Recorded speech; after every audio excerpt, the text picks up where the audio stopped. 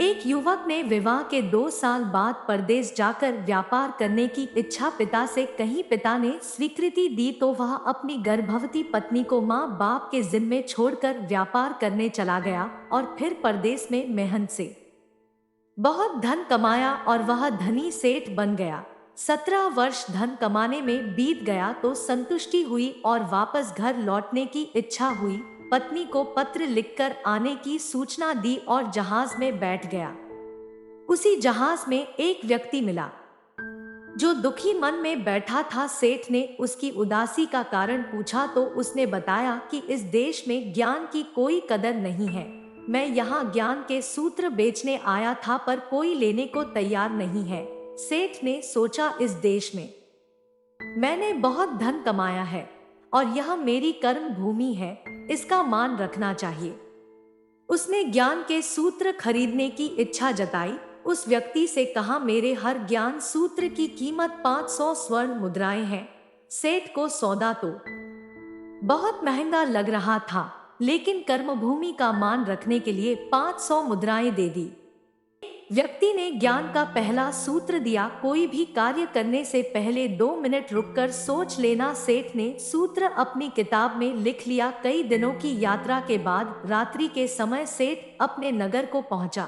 उसने सोचा, इतने साल बाद घर लौटा हूं तो क्यों न चुपके से बिना खबर दिए सीधे पत्नी के पास पहुंचकर उसे सरप्राइज दूं। घर के द्वारपालों को मौन रहने का इशारा करके सीधे अपनी पत्नी की कक्ष में गया तो वहां का नजारा देखकर उसके पांव के नीचे की जमीन खिसक गई।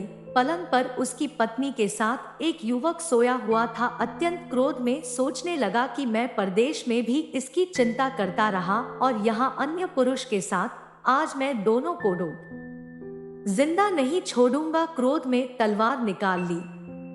तलवार से वार करने ही जा रहा था कि इतने में ही उसके 500 स्वर्ण मुद्राओं से प्राप्त ज्ञान सूत्र याद आ गया कि कोई भी कार्य करने से पहले 2 मिनट सोच लेना।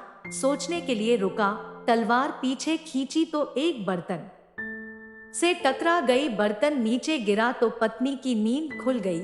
जैसे उसकी नजर अपने पति पर पड़ी वह खुश हो गई और बोली, आपके बिना जीवन सुना सुना था, इंतजार में इतने वर्ष निकले यह मैं ही जानती हूँ। सेठ तो पलंग पर सोए पुरुष को देखकर क्रोधित था।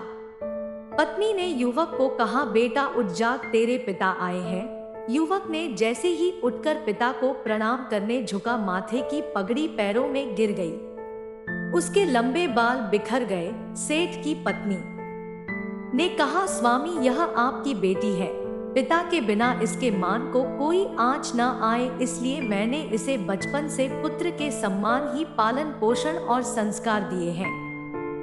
दोस्तों, कहानी अच्छी लगी हो तो सेठ की तरह आप भी मुझे ज्ञान सूत्र के बदले स्वर्ण मुद्राएं भले ही मत दो, लेकिन आपसे विनती है, इस चैनल को सब्सक्राइब और वीडियो को लाइक जरूर कर दो।